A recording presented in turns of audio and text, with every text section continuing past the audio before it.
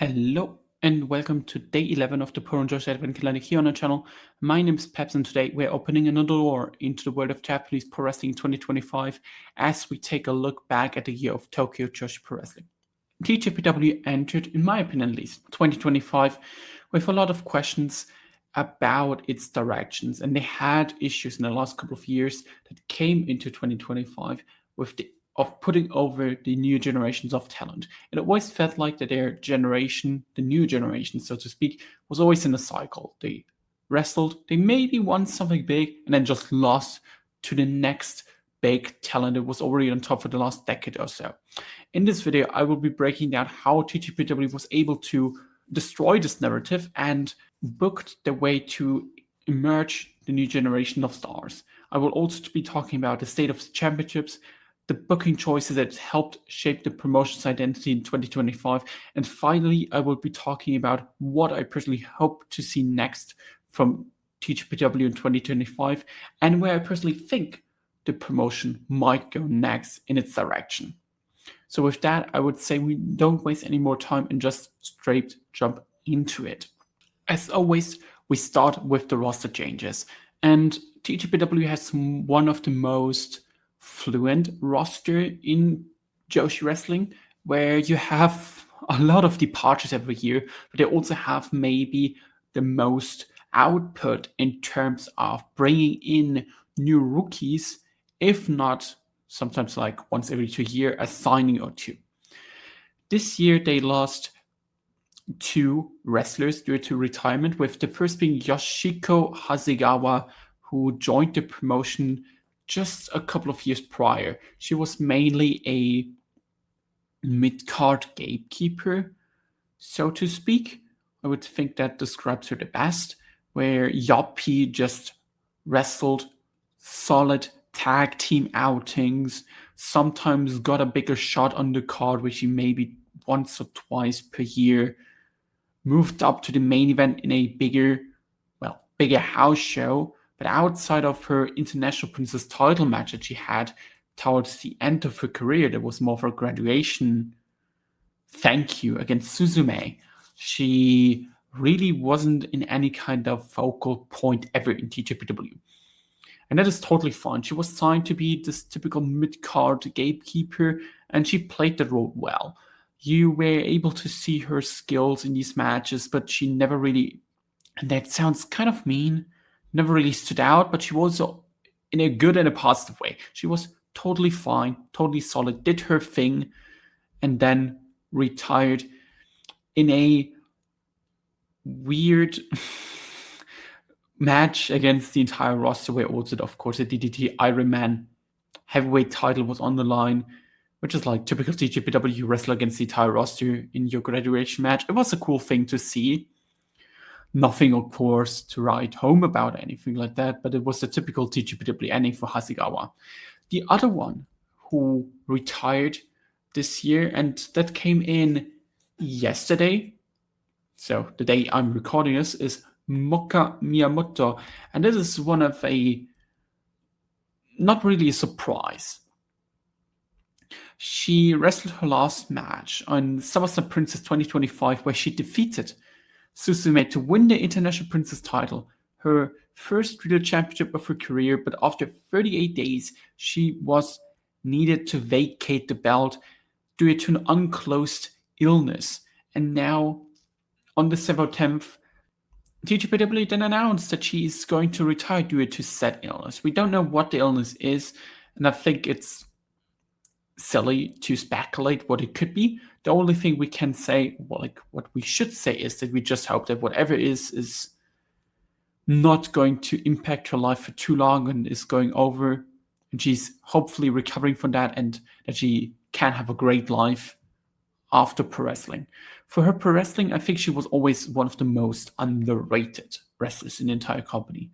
She had a silly kind of look, to be completely honest with you, but she totally knew what she was going for as a wrestler. I really liked her team with Yuria Nagano together. And I really like that team, for example. Her singles matches sometimes lacked a little bit of intensity, and she hasn't really figured it out yet, and sadly looks like she will never, due to injury, also due to illness in her retiring. But I thought that she has something to her that not really anyone else in the company has. And I think that made her somewhat stand out. Yes, I would say she wasn't on the level of like the other new generation talents, as a Suzume, as an Arisando, so as an example. But I think they did really well with her. They constantly tried to put her in the big spots, and she, I would say, always at least somewhat delivered in these big spots. Like, I didn't really like the match where she eventually won the belt, which was also her last match, but it seems to be, considering she was retiring like right after that, likely was impacted by her illness, so I don't want to judge that too much. Still, I feel like she has done a really good job for what she was supposed to be, and she was meant to be one of the pillars of the next couple of years. So alone for that reason, she is a big loss for the company.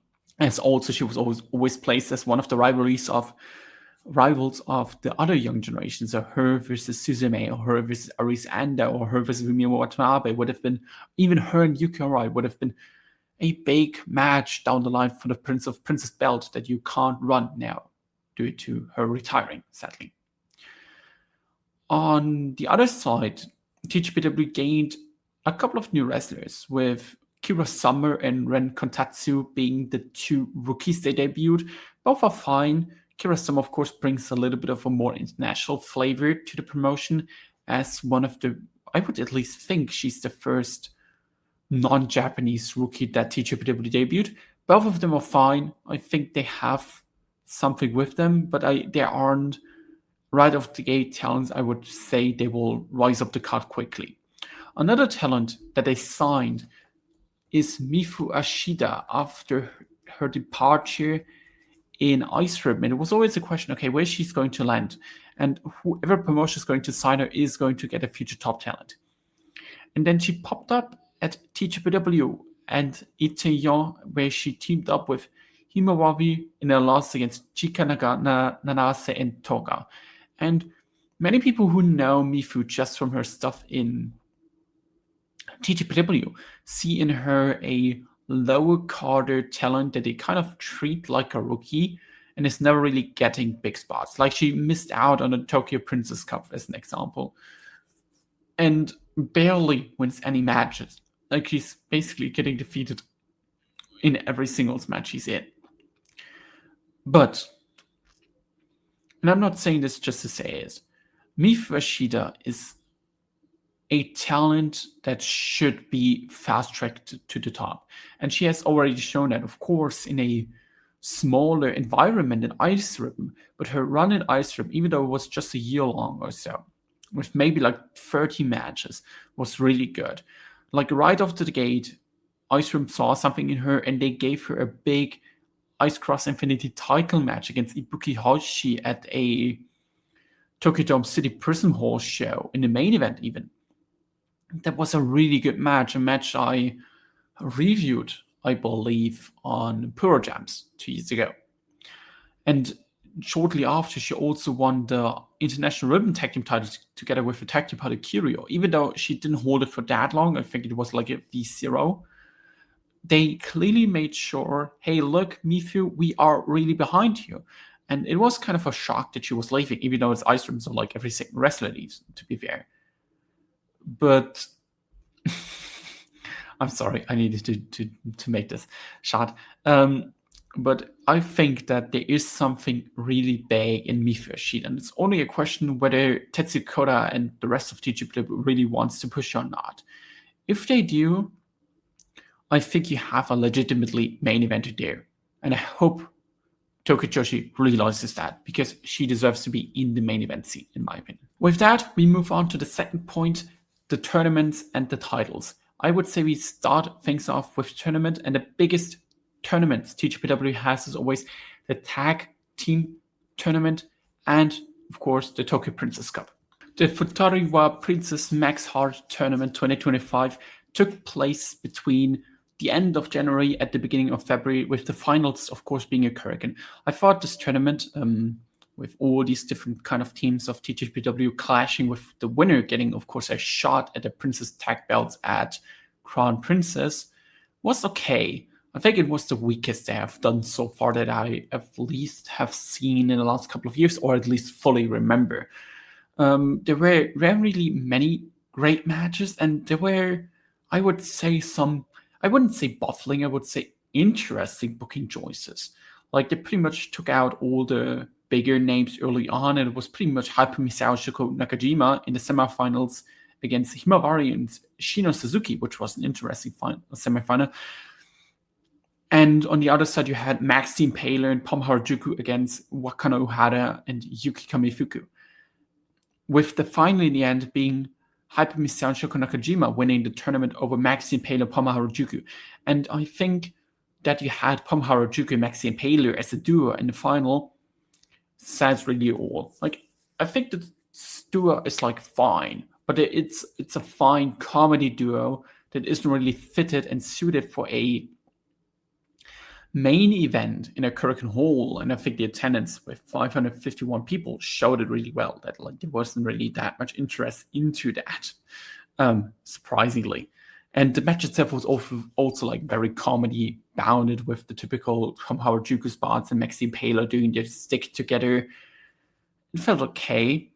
But Hyper Misao and Shoko Nakajima as the winners were the totally right choice, considering who were the champions with Makito, Miyu Yamashita, and the history between those two. And Hyper Misao and Shoko Nakajima really never able to win the tag belts together, which is a big shock considering how long they have been a team so far and how often they have tried to win the tournament. They had fantastic outings in the tournament before. Like in 2024, I believe they went out pretty early, if I remember correctly, against Hakujumu, Miyu Watanabe, and Rika Tatsumi. And a year before, I believe they were in the final against Miyu Yamashita and Makito, in my opinion, the best tag team match I've seen so far in TJPW's history. So they finally were able to win, and it is definitely well deserved. And I think overall, a good winner to a underwhelming tournament. The Tokyo Princess Cup, on the other hand, is deciding who is going to challenge the Princess champion at Wrestle Princess. And this year they did something interesting. Normally the first round has always some of the worst and uninteresting matches TJPW has to offer in the entire year, because you just put always every talent in. This year they did like some kind of qualifier to take out some of the rookies and had a really cool 16-woman lineup. And I think a lot of these matches are just sick, in my opinion, to watch. In the first round, you had Shoko Nakajima against Rika Tatsumi. That was a really good match. I liked the upset of Wakano Uhara over Suzume, at that point, former International Princess Champion and one of the favorites heading into the tournament. Then in the quarterfinals, you had the, in my opinion, best match of the tournament, with Arisu Ando defeating in an upset Miyu Yamashita in around 12 minutes. It was straight up fantastic. But also the other matches were great. Shoko Nakajima beating the Prince of Princess champion Mizuki in 18 minutes was great. Yuki Rai defeating Waka Haru was good, and Miyu Watanabe defeated without any problems Haru Katsushiro in a solid veteran versus rookie match. The semifinals then had Miyu Watanabe defeating Shoko Nakajima in another fantastic match. Shoko Nakajima's run in this tournament was incredible, to be honest. The best I have seen her in years. And in the other semifinal, you had Arisu Ando defeating Yuki Arai. So you had a young women-only final, with then Miyu Watanabe defeating Arisu Ando in a very good match to win her first Princess Cup, and then going to Wrestle Princess to challenge for the world title. And I really enjoyed this one. I think this tournament was like not great, but it was a good one. I think it was mainly because they took out a lot of these undercard, mid-carder names that aren't really doing much. It helped the matches a lot, in my opinion. I would at least think so, and it helped the tournament a lot to not feel dragged out, first of all, and second of all, it just felt good. It was a good tournament. I liked this one a lot. Then for the titles, TJPW has, of course, the 3 titles: the Princess Tag Team title, the International Princess title, and the Prince of Princes title. I will be quickly talking about all 3 of them, with, of course, the most focus being about the top belt. The Princess Tag Team title was held by the beginning of the year by Maki Ito and Miyu Yamashita. They had a really good outing against Sarah Zerker and a wrestler, Masha Slamovich, at the Kurikan Hall show on January 1st. That was a really good tag team match. Then they defended it in Chile against Pandora and Sarah Phoenix in 80 minutes. I thought this match was okay, not really as good as people on Cage Match make it seem like, but it was a good match.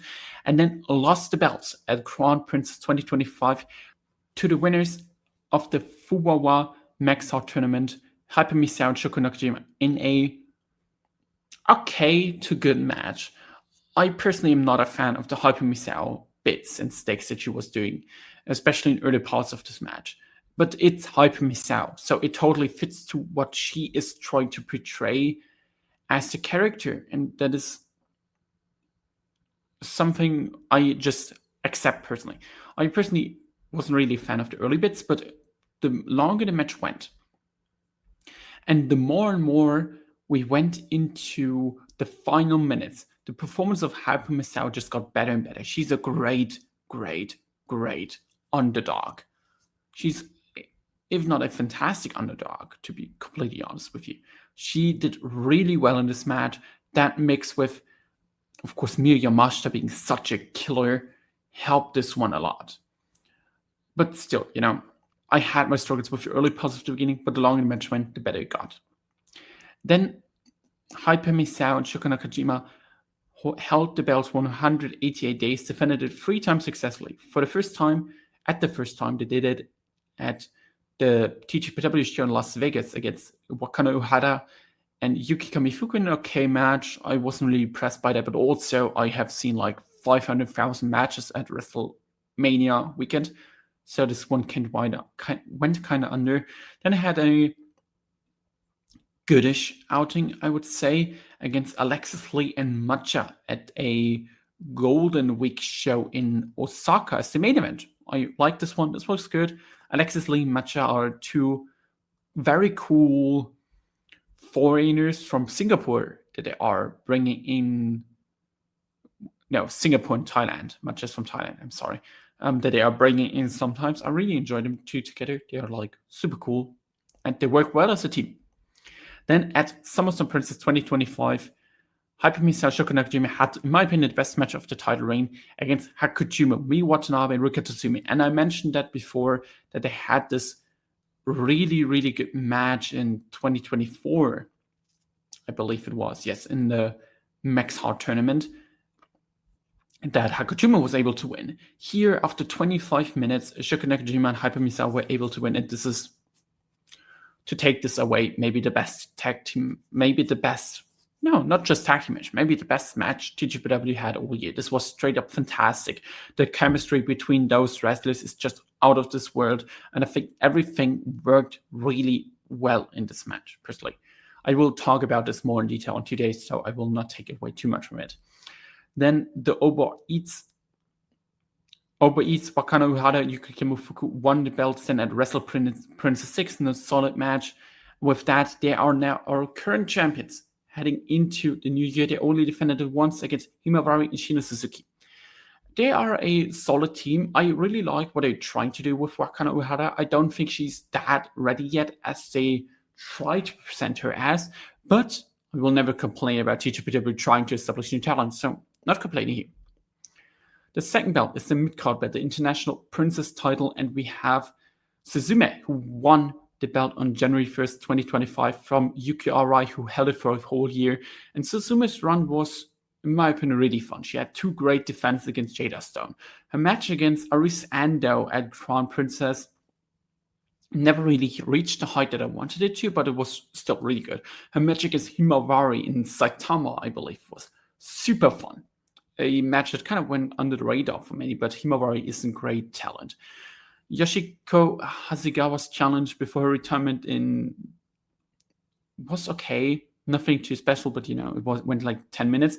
And then, of course, we already talked about Moko Miyamoto winning the belt in a totally solid match. Moka then, of course, retired after 38 days, and we had a match between Arisa Ando and Priscilla Kelly at Renaissance Princess 6 to find out who is going to be the next champion. And it was Arisa Ando in a okay match, to be completely honest. It was okay. Arisa Ando's defenses against Alice Crowley and Utakami both were okay as well. I feel like she's missing this one great match, so to speak. And I think she will get it with her next challenger being none other than the returning Mirai on January 4th, 2026. It might even be the end of her title run. We will see that coming January 4th.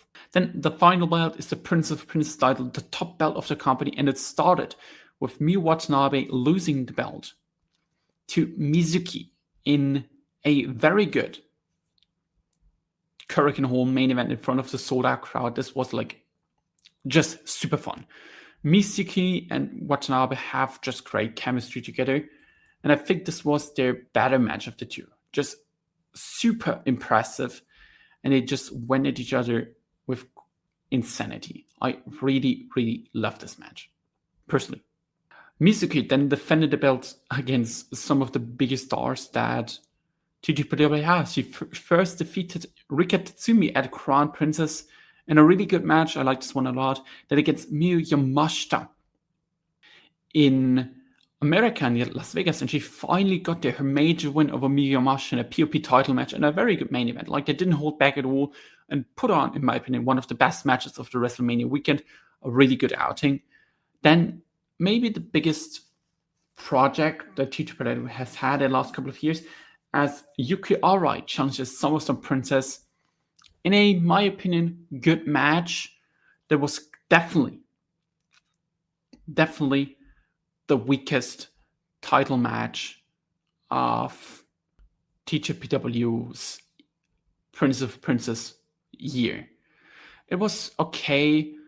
I think that Yuki Arai is not as good as they want her to be. And you notice that based on her kind of cycling down a little bit ever since signing full-time with the company.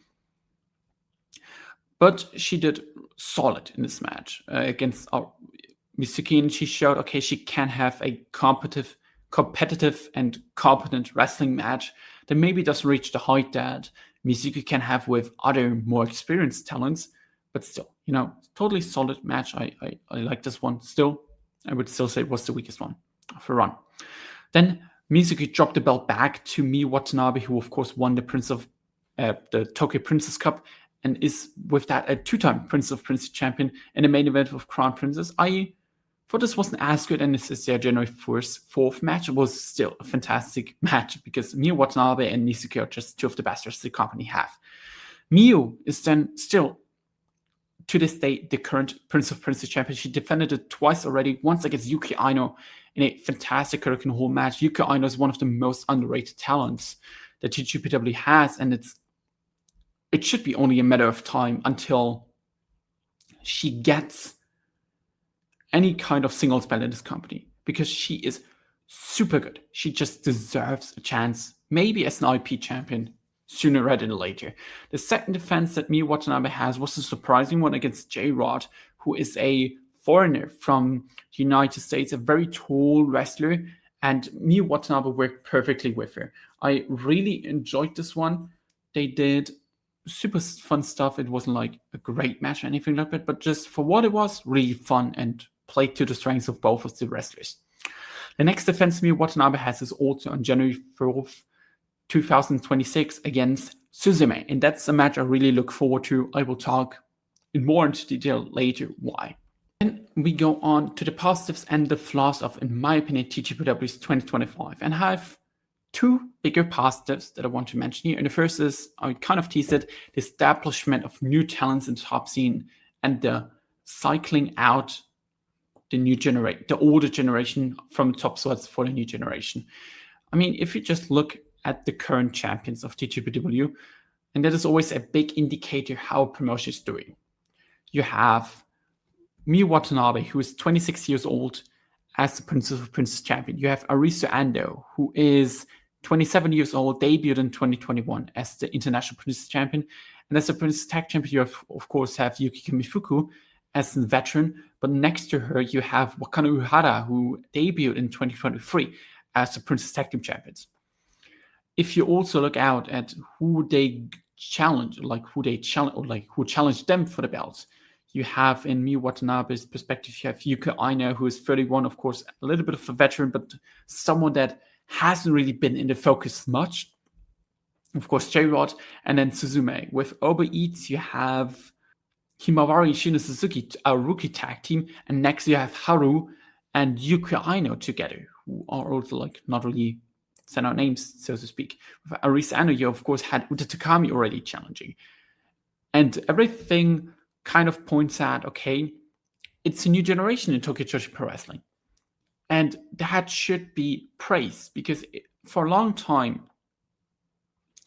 very long time, Tokyo Joshi Pro Wrestling felt like a place, okay, Miyu Yamashita wins LOL.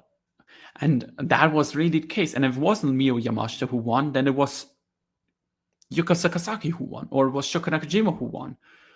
Or later on, even though her time came later, it was also like Mizuki kind of thing. And it felt like with that win from Miyu Watanabe over Mizuki at Western Princess 6, it felt like the older generation now is over. And the new generation is here. You have Miyu Watanabe now as your ace. You have Suzume as the one below. It will be presented as the one below. You have Arisa Ando. You technically also have Mokame Yumoto, who is sadly now retired, but you establish her as one of the big young stars in this year. They tried at least. You have Yuki Arai, of course. And you have all these rookie names that you're constantly trying to throw into the big spots. Not everything works, but it is pro wrestling. But most of them, at least, put on a performance where you can put in and say, hey, look, this could be one for the future. And unlike in the past couple of years, it feels like they are trying not only showcasing them as a potential future, but they are also giving them the wins to back them up as the potential future of the company and making them the future of the company. I mean, the International Princess title in the last year were held by Yuki Arai, Suzume, Maka Miyamoto, and Arisa Ano, who are like 4 talents that TJPW fans think of highly as the future of the company. And it should say a lot. Meanwhile, the Prince of Prince title wasn't held by a pillar. So Miyu Yamashita, Yuka Sakazaki, Rika Tatsumi, and Shoko Nakajima in over 1.5 years. That is a record. That is legitimately a record for this promotion. I think this promotion is a good path to establish the new generation of stars, and they are just about to reach the finish line of getting them over the point. Do this new generation really work it in terms of attendances? Sometimes, I would say, like the currents are still in the 700s and everything like that.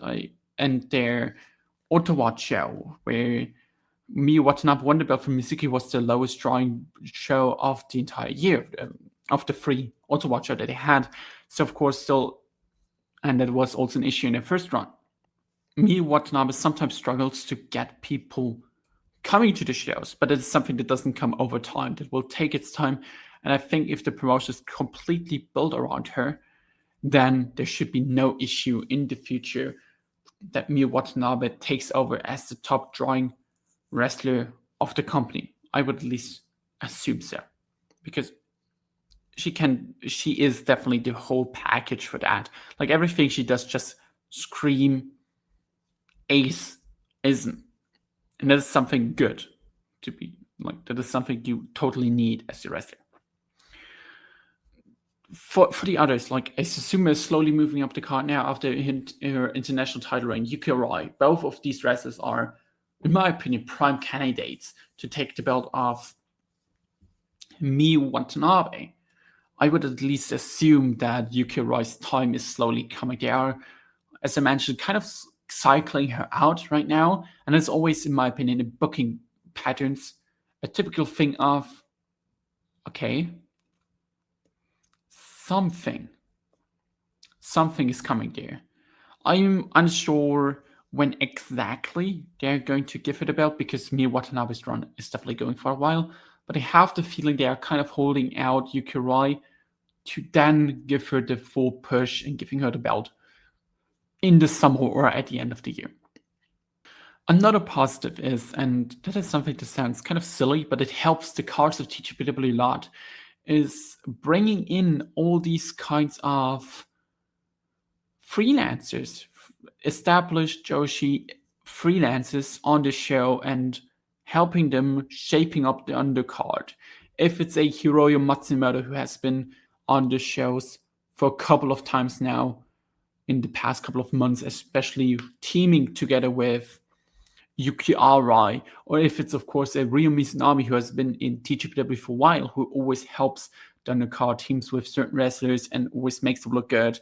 In Aja Kong, as another example, sometimes in Venning. I think those names that are brought in more regularly this year have been helping to glue together the undercard, because the undercard of TJPW is always a problem, because it's a lot of comedy focus and often just really underwhelming wrestling. And with the help of the veterans, they can book more or less a more deeper card with solid to good matches that make it easier to go through the card and not just having a very good main event, so to speak, which was never a problem with TJPW. Like, the top matches of TJPW were never a problem. It was just the decisions around it. And now with that, you have pretty much just a lot of cool talents mixing up with like Rimis now with a hero or something like that, and that helps the cards a lot, in my opinion, at least. Like, sometimes they go over a bit too much. Like, for example, Aja Kong just pretty much beats everyone, but also it's, wrestling Aja Kong. So, like, it's also a positive from that sense. A negative, and I think it's a big flaw in this company because it makes it following really tough, is the schedule and the storylines that come out of it. The schedule is brutal. It's not in a sense of, okay, it's a tough schedule to work all these shows, because they have like 80 shows now per year. But the issue just is that a lot of the times in the like a lot of the times in the year, just nothing happens for a couple of months. That is, for example, especially the case after Crown Princess in March, because the next Hurricane after that they had was in, I believe, August. So between that time, the only big show they had was Summer Princess, of course, in July, which is 4 months after. So you had pretty much 4 months, 4 whole months of just tour shows where nothing really happened of interest. And it makes it really, really, really tough to be completely invested, because in these 3 months, it's not even like you have any kinds of stories, because stories exist in TJPW, yes, but they don't exist in the sense of what you have in other full touring companies, where you have full-on storylines, where you have angles. TJPW doesn't do angles. TJPW does rivalries where people come out, challenge, and they go away. But the rivalries and the storylines between these challenges don't go deeper than, okay, it's just building up on matches, which is, of course, deep itself, because after some time you have a deep catalog to go through. But it's definitely not as easy as what others do, in the sense of you have your clear storylines, you have your clear heels. TJPW doesn't have heels, so their storyline aspect is completely limited based on that. And I think that mixed with the schedule being really silly as it was this year, where they don't really do many Korakuen Hall shows. They did a lot towards the end of the year, which helped, in my opinion, for them to stay in focus after their Rest of Princess show. But in general, it says really a lot that I'm not counting in that Archer Pro Korakuen in it, that, like, because it was kind of a non it was, I need to say it was a non-canon show, to be honest. They had 5 Korakuen Hall shows this year that were built up on storylines or like built up in their canon, and 2 of them were in October and November. 2 of them were in February and January, and the one between was in August. So you had 6 months of not a single Korakuen Hall show, and that is just impossible to be invested in, to follow, because most of the stuff in between just did not matter. So it felt like a little bit of a hole that I had throughout the 5 months of the year, which made it really tough for fans to keep up and be interested in it. And I personally noticed that as well. It just felt like, okay, this promotion exists, this promotion runs shows, but it never felt like that the promotion really did anything to keep the fans interested during the period. Now, towards the end of the year, it definitely got better. I hope that 2026 will have more shows in that sense, where they run more Korakuens, but I also think if we just look at the Korakuens, right, like their Princess Cup Korakuen did 550, 750, additional tag did 720, All Rise did 730, the Max Star Tournament final did 550. So I don't just feel like they have realized, okay, it's not really worth it to run Korakuen 8 times per year, so running it like 4 times and maybe get some more tickets sold by it, but it doesn't really seem like it. So yeah, the lack of storylines mixed with the schedule really do not help to keep this product relevant over a longer period or make it interesting to watch. With that, we are out looking on 2026. And their Ichineon show on January 4th in Korakuen Hall is always one of the biggest Korakuens of the year, or like biggest shows of the year. It's definitely the biggest Korakuen of the year. I'm expecting a sellout for that. We have 5 matches announced so far. In likely the opener with Anri and Uta Takami facing off against Shion and Ren Kontaksu. Anri and Shion are making their debut on the show. They will get new names, likely on a press conference, whatever. I'm unsure. Maybe on the day of the show. For that, 2 new rookies to kick the year off for TJPW is always cool to see. Then we have the traditional Hyper Misawa vs Yoko Nakajima match. I'm interested to see what they come up with this year. It's kind of a tradition on January 4th that they face off. It's always at least entertaining. Sometimes it's really good. Sometimes it's just entertaining, to be completely honest. I really like this. It will be cool. Then we have the top 3, and it's an interesting top 3. We have for the tag belts. I mentioned it before. Wakana Uhara and Kami Fuku facing off against Haru and Yuki Aino in a tag belt match. I would at least imagine Obi Eats here defend the belt successfully. It should be a solid match where Haru gets a lot in the focus and can showcase what she can do. She's one of the more promising talents that TJPW has. Then for the International Princess title, we have Arisa Endo defending the belt against the returning Mirai. Mirai, who of course left Marigold in October of this year and now has been signing with Michinoku Pro, is making her first appearance in TJPW ever since she left the company in 2021. And it's going to be an interesting match because Mirai hasn't lost anything yet ever since her departure from Marigold, outside of her match against Mayu Utani at the Michinoku Pro show. It's going to be interesting to see whether she loses this match or just wins it. I personally think it's not completely unlikely that she just wins the belt here, because you can easily tell a little bit of a story with her because she has history with a lot of these names, of course, with Suzume being one of the big ones where they team together as B-stars, as an example. Other names, of course, she has like the typical ones, Miyumashi and everything like that. I think you can tell a little bit of a story with her as champion, maybe running through the younger generation before she drops the belt at Crown Princess in the Sumo Hall. That is at least what I could personally see. Personally, I think she should lose to Arisa Endo, and we continue the momentum Arisa Endo has. But I'm unsure if that's likely. I think Mirai maybe just holds the belt for like 90 days and then drops it to maybe Suzume or someone else. In the main event of the show, speaking of Suzume, we have Suzume challenging for the Prince of Princes title against Miyu Watanabe in a young generation vs young generation match, and this should be fantastic. This should be by far the best match on the show. They should deliver.